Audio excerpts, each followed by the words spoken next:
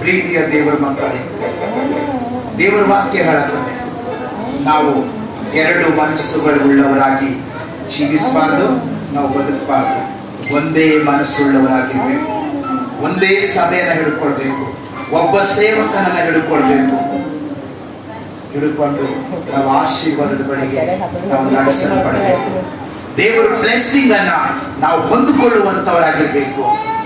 ಅವಾಗ ನಮ್ಮ ಜೀವಿತದಲ್ಲಿ ದೇವರ ಆಶೀರ್ವಾದ ನಮಗೆ ಸಿಗುತ್ತದೆ.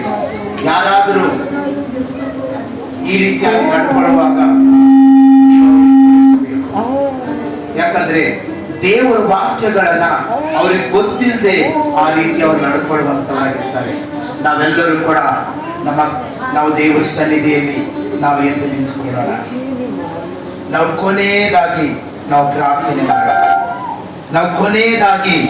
ಪ್ರಾರ್ಥನೆ ಮಾಡೋಣ.